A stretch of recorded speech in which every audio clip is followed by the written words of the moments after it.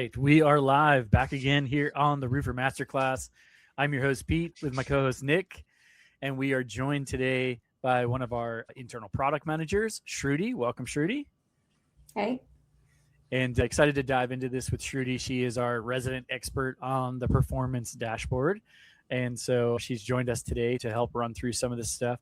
I literally had a conversation yesterday with a roofing contractor about kind of like the future of roofing. And he was saying the biggest thing moving forward is that roofers are really going to have to understand their numbers better than ever before, right, Nick? When you're growing your business, there's an 85% failure rate in 2 years, a 95% rate at 5 years. And number one is process, and that's why we always have Process Pete here. But number two is knowing your numbers. So whether it's like invoicing, profitability, job costing, but ultimately your comparables, understanding trends, understanding where things have been going, what's going right, what's going wrong, and identifying the root cause for both those. It's important to identify what went right, but it's even more important to understand what went wrong. What are the root causes? And to do that, you need a CRM. You need a dashboard that's going to show you all the information. And that's what Shruti and the PM team for the CRM side really kind of done for the last 8 months, is just build something really amazing for that. We find a lot of contractors still today when we talk to them, a lot of what they do is reactive, right? Being able to recognize the trends, being able to see the numbers and the way they're responding to things that we're doing, allow us to be more proactive in the way we do things and get out in front of some of this stuff, which ultimately will make life a lot easier. We have to have a way to see that and get a good overall picture. And the new performance dashboard does a really good job of that. Yeah, Shruti, I'm giving you a quick second here to introduce yourself. Hi, everyone. I'm Shruti. Some of you might have met me over a Zoom call when I must have asked a bunch of questions when we were building the performance dashboard. What the topic is very close to my heart. A big part of my job is like talking to you guys, the business owners, and understanding the questions that you're looking for. And we basically try to answer that. So today I'm here to not present you how things work, but just make sure that it answers everything that you're looking for in those 4 new tabs, new way of understanding your numbers. Traditionally, like when we first started, our original performance dashboard was lacking a bit. So a lot of people were taking the numbers outside. And I think traditionally, as a whole, CRMs have never really done a phenomenal job of reporting.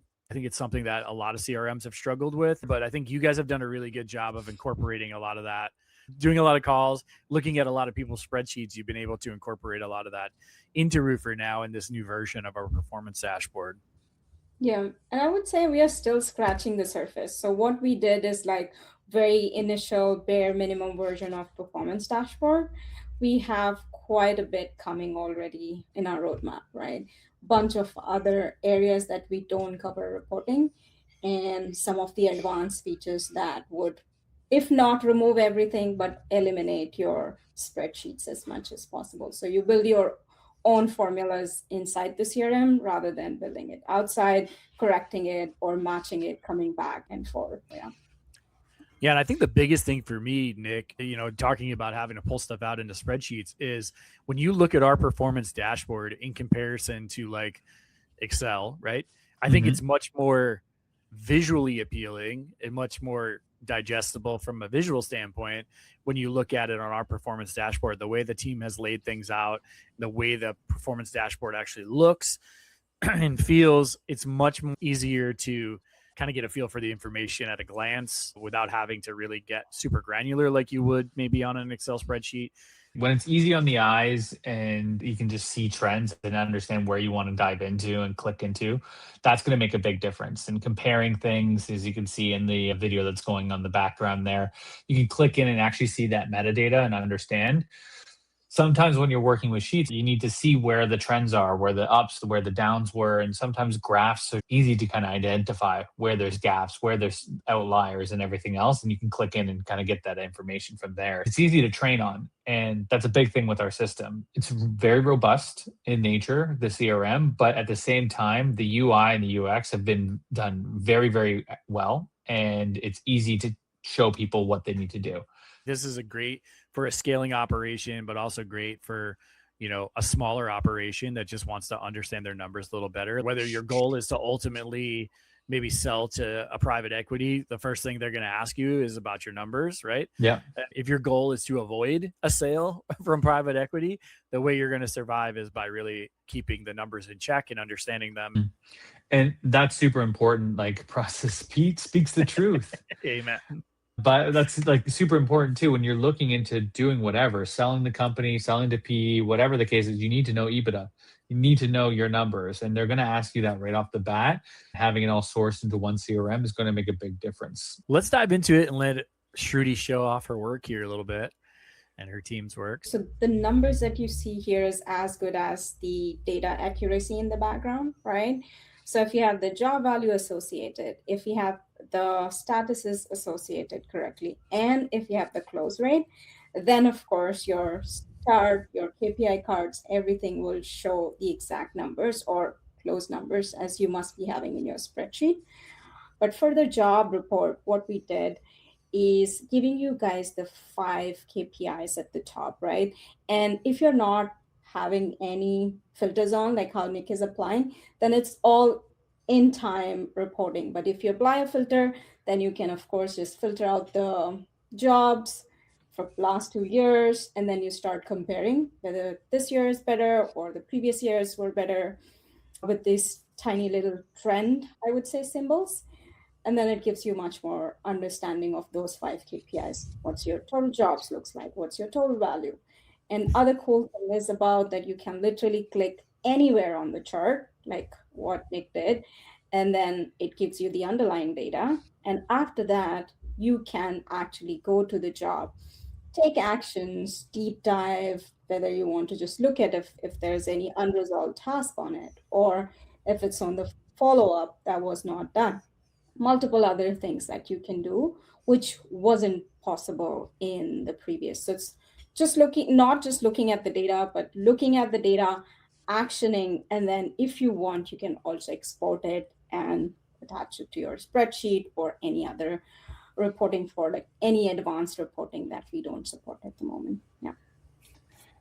It's really cool too. Like anywhere that you have, like when you're looking at trends, we want to dig in and understand what happened here. We can just click into it. And like Shruti said, everything's there. And it's not just like a little bit of data, it's a lot of data. And what's really cool is building out that hyperlink that's going to open up that job directly to it. So you can kind of inspect, understand, and everything else. And I really love the fact that from there, you can filter again, you can dig into this stuff, understand where things are, and go by week, months, quarters. Let's just go to quarters real quick. Be able to filter and understand where things are in comparison is massive. Like we're talking about before, trends are important. So not only is it visually appealing, it's easy to use. You can go right back to the original, reset this, and then just get back into work. So this is going to help you out from day to day, time to time, and just get you to where you need to be with your business. So when we were building it, we kept that in mind in terms of UI perspective, that if you're like a number person, then you have 5 numbers at the top of the screen that you can understand, take actions. If you something that will respect the historical data understanding also, then you can see multiple trends from the past months, etc. And if you're more wanting to dig the data, then we also gave the export data button at the top so that you can export the data and then go and really create your own charts, right? If you're familiar with some other charts that you look at, maybe in your daily meetings or weekly meetings. It makes a big difference. I'm a huge fan of the granularity, right? At a high level, like if I'm a company owner or, an ops manager or something like that, like I want to be able to come in here and look really quickly at the high level picture. I can do that. I can filter a little bit, get a good look. But like Nic said, if I see an anomaly, if I see something that looks like it's off, I can very quickly click down very granularly all the way to the job level if I need to figure out exactly what we're looking at. So that's a huge, huge advantage. What's really cool is you're easily able to export that data with just a click. So if you do want that as backup while having this, to have that there, just kind of store your reporting and everything, you get it real quick into a job report. You can dump it into whatever you need and then pull out some insights and stuff. But this tool is going to help you out with a lot of this as well. Yeah, and the other note on the export is that if you want a filtered export, then you can just apply the filters and it exports only the filter data so that you don't have to refilter it when you're exporting the data. And if you want everything out of the system and to perform your own analysis or plug it into the fancy AI tools these days, you could also do that. Building this stuff out is so much fun. Like I can get super in the weeds with this. We can do the same period from the 1st to the 30th of this year to last year, and we can see exactly where things changed, where we have different kind of categories for our workflows, top revenue, and everything else. Maybe you're a new business. Maybe you don't even know really what numbers you should be looking at, right? Shruti's team has done a really good job here of building kind of like a highlight reel in this first section of the performance dashboard to where you can go in and kind of see the numbers that you really should start to look at. It has a good baseline of data that I can go in there and just look at and kind of get an idea of what I should be watching on a weekly basis, on a monthly basis, on a year-over-year basis. I guess that kind of leads us into our next stuff is like, where are my leads coming from? And that brings us into the next part, which is our lead performance dashboard here. This one's super fun and something that Pete and I think it was on our wish list forever, is just having a heat map kind of built in so we can understand exactly where your jobs are coming from and where. Yeah, a lot coming I love from. that. The map functionality is something we've talked about for a long time. So this is really cool. I love that you're able to leverage it on a map. I'm sure this came from some significant feedback, right, Shruti? I think every customer I talked to, and they mentioned about the heat map or some sort of a map that they can zoom in and see where their leads are coming from. And also, you can see we've put color coding. So if you have multiple workflows, you can, yeah, pretty easily look at and find out, okay, this area where I'm performing well, maybe for the insurance type of workflow, where the other areas are retail. So maybe I have some opportunity areas that I can change my strategies. And it's cool. It still shows all like the comparisons when you build that up. If you're up, if you're down, what the percentage you're up or down at. If I really want to just click on one of those dots, then I'm just going to get that lead data. And that's going to help me understand, see where things are when you're looking to talk with a customer as well. And you're like, oh, I need to know, I need someone who has like a dual brown shingle. It's like, okay, cool. I know that this one over in Markham was. I can see the 3 jobs that are in that area and really open that up. So you can start to get the information very quickly and start to compare and contrast where everything is, along with all the performance indicators, average 1 value, total 1 value from each lead source, leads over time, unqualified breakdowns. It's just a really powerful performance dashboard now that's going to have you set up for success no matter where you're diving in from. Yeah, and many of the business owners also mentioned that the couple of KPI cards at the top, specifically like average speed to lead, is giving them indicator how good they are responding to a lead when it comes, because if it takes, let's say, longer than whatever the KPIs that you have, then it must have gone to a competitor. So yeah, that thing is very powerful. I'm so curious on this Hawaii job, but go on. And I think one of the things to note here too is that being able to see this information can really help steer your marketing, right? If you're on a tight budget with marketing, maybe you're a smaller company, having this information and being able to see, hey, this is what's performing really well. Like you said, Shruti, it even will color code it. Like, hey, my insurance is performing really well right now. Like we should push there. Being able to kind of see all this stuff visually and be like, hey, you know, this is what's performing really well. These are where all of our leads are coming from. This specific time of year allows you to then steer your marketing a little bit better and be able to focus your money in the right places. Nic just loves the filtering. I'm just playing around with it. And we are adding one more data point for filters. So this is just filtering the job created dates, but we are also adding job close dates. So if you're curious understanding when a job is closed and then you want to just filter out last month's all the jobs that were closed, you would be also able to do that and apply comparison. When you were doing some of those site visit beats, how much was the conversation about reporting on like this year's actuals versus projection versus last year's numbers?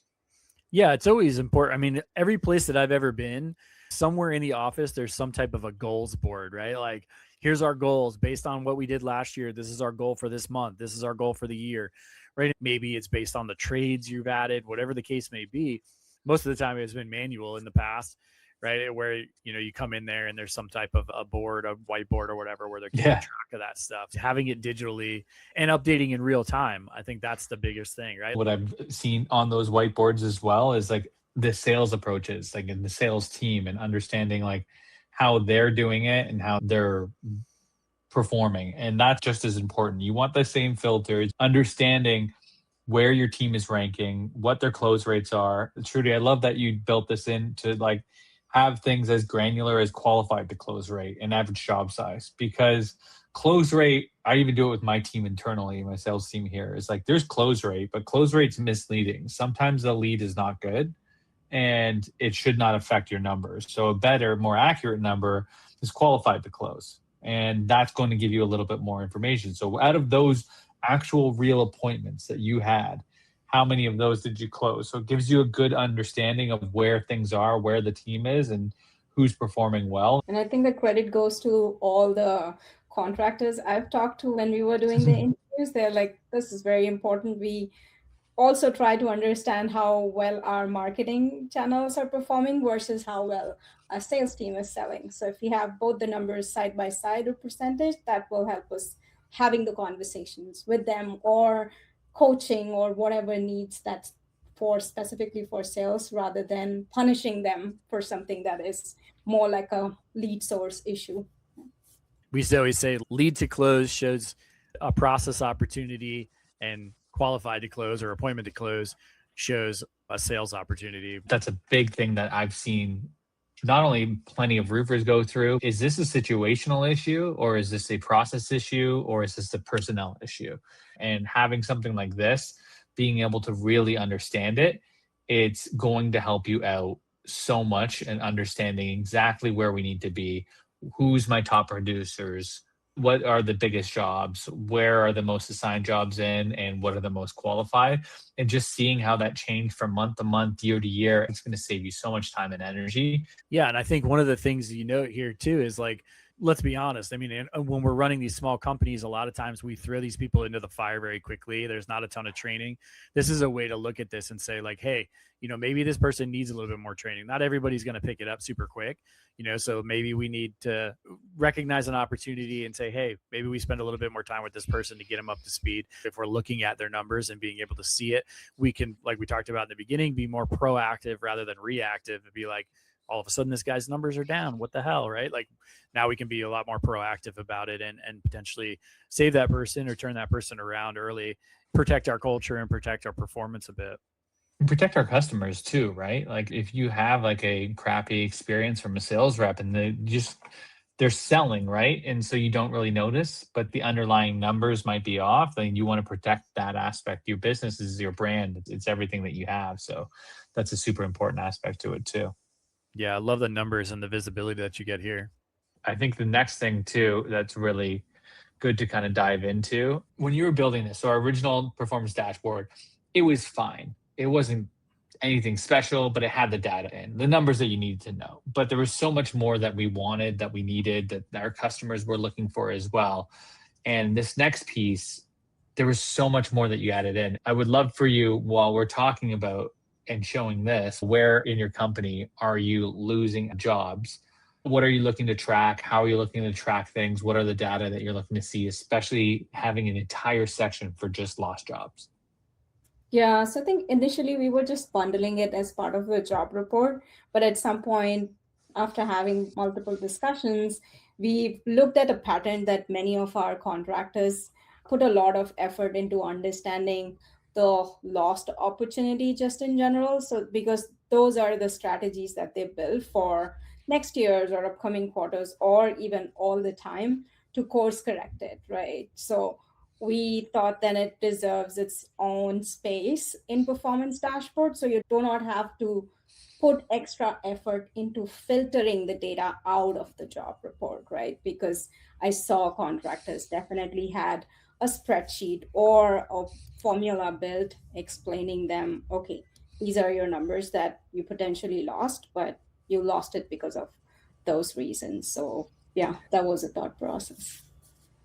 What I really like too, and I don't think I ever realized this, is that you guys get so granular down to the hours, day, minute, everything, so to really understand exactly when something happens so that nothing can slip through the cracks if you're looking to filter. So if you're looking here at this, the competitor seems to be my biggest problem because I had 38.5% of my jobs went with a competitor. But if you look at the value, 66% of your lost revenue actually is not marked, right? Is it about pricing? Is it about realtor? Like that's a bigger issue that you want to go to because like sometimes you can't control that lost reason, but finding the ones that you can control, build up training, build up objection handling, all that stuff makes it much easier to kind of dive in with.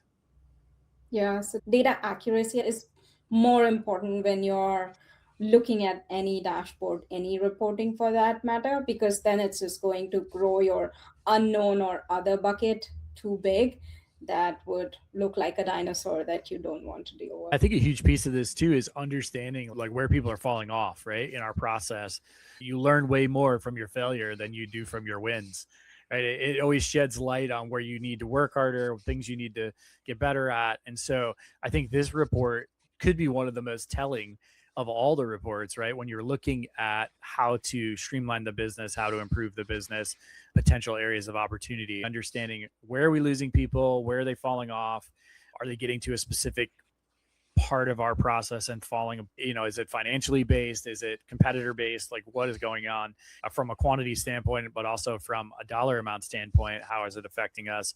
Just I think there's a lot to learn on this specific tab alone, that could really really impact the business and allow us to clean things up really really quickly actually. Yeah, and I see Nick is obsessed with the filter again. So I'd Yeah. say that's the reason we added as granular filters as possible because we I didn't understand notice that. this custom one. Is this one new? The custom? No, it has been there since Oh, I forever. just missed it. This is a lot more fun now too. I can get really into this, getting into the hours, the minutes, the days for fixed or relatives. Yeah, and Joel actually makes a really good point here, guys. If you're new to this dashboard, get in there and just mess around with it, right? Like there's so much. I mean, you can see like we're just like Shruti said, this is just the tip of the iceberg as far as what this thing is capable of, and Nick's clicking around and showing you all these filtering and all these possible things you can do with it. But there's just a ton of opportunity in here of the way you look at the data and the amount of data that's in here. If you do have a down day,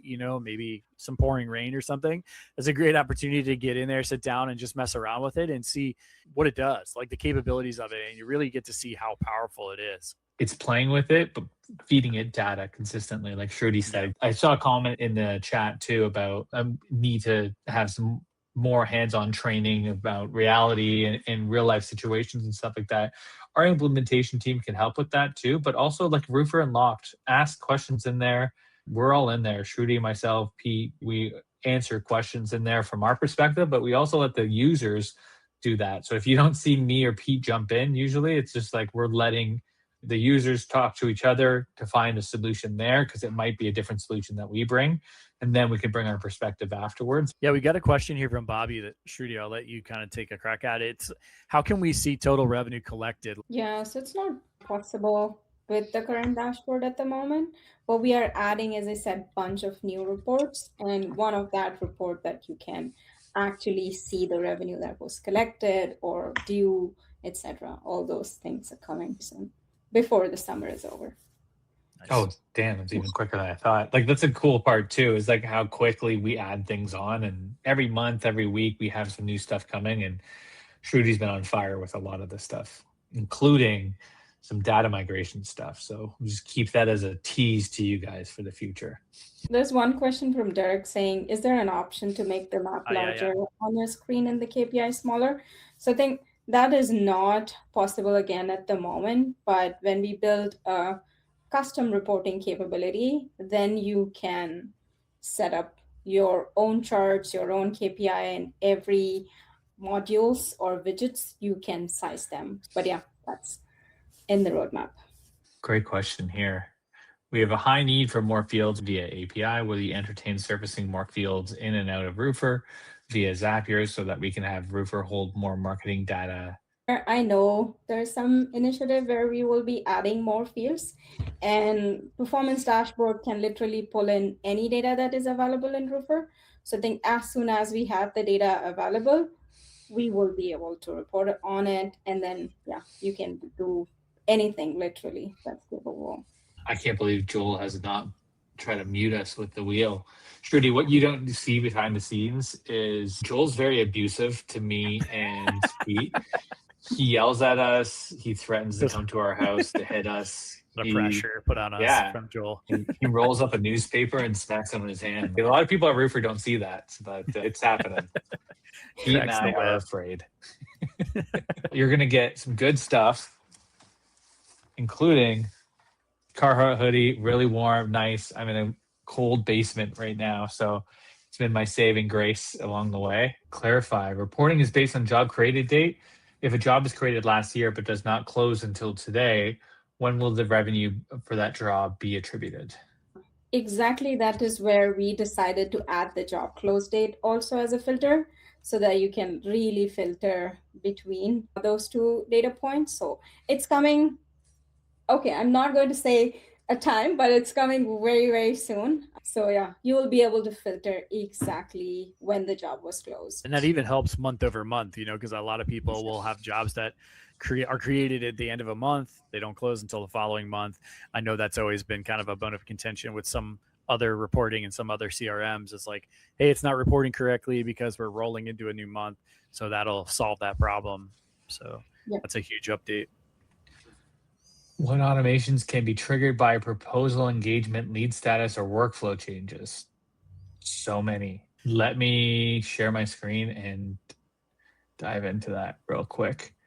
So when you're looking at automations for everything, Nic's automation station. But yeah, with automations, you can go in. We have a recommended by Roofr section. I always like bringing that up because it's such a awesome little touch with everything else in there. We got about 10, 15 different automations in here. But with the way we can build them out now, you don't even have to give it a name up front. But if we're talking about just triggered by proposal engagement, so if a proposal status remains in, let's just say that it's been viewed for more than 5 days, then what I want to do, and I could figure out what workflow, then I could either choose a communication or a job. So if I'm looking at a job, I can create tasks, I can change job stage to, change job owner, add assignees, remove assignees, change value, add tags or remove tags from it. Whenever I'm talking about proposals, I'm always looking at the communications aspect. So either send a text or an email to them, and you can have everything kind of set up, built in with the templates. You can have timing and frequency, delays, immediate, everything else. And then as you can see, the name is already built in. And then you can actually add in different members as well so that they're aware of it. And then save that automation and we're ready to rock and roll. Now, what's cool about this is that you can see when the last time it was run. You can see all the information at a quick glance. If I want to make another one in here, I can duplicate it. I can enable it. I can make that super easy. So now I can say if it was center viewed in 5 weeks, then I want to do a different one. Yeah, the automations, I think, are probably some of the most underutilized tools. I mean, our automations have gotten incredibly powerful, and there's a whole bunch more stuff coming with regards to automations that are going to make them even way more powerful than they are currently. So yeah, if you guys are not leveraging automations, there just is a ton of stuff. I saw this firsthand a couple of weeks ago when I was at the contractor, is how many times are your customers looking at these proposals, viewing these proposals after hours? Right. And then here's a way to reach out to them, be proactive. Hey, if you have any questions, we'll be back in the morning, whatever the case may be. I mean, I literally saw one where a customer viewed it at midnight. Right. So if you can jump on that customer first thing in the morning, if they're up thinking about their roof and looking at that proposal at midnight, odds are there's a pretty good chance they're ready to go or have some questions at least. All right. Well, thank you everybody for joining us. Hopefully this has been insightful and motivates everybody to go take a look at the performance dashboard and try it out for yourselves. We're happy to field any questions that you have, or at least route you to the right people. I know Shruti talks to customers almost every day, probably, right? As part of her gig. So if you guys want to talk directly with Shruti about something, or you have some feedback, I'm sure she'd be happy to hear it. Shruti, thank you. I appreciate your time, and thanks for jumping on with us. Yeah, thanks a lot. It was fun talking about what we built. Yeah, you guys have done a fantastic job. Thank you, everybody, for joining us today on the Masterclass, and we will see you next time. See you guys. See ya.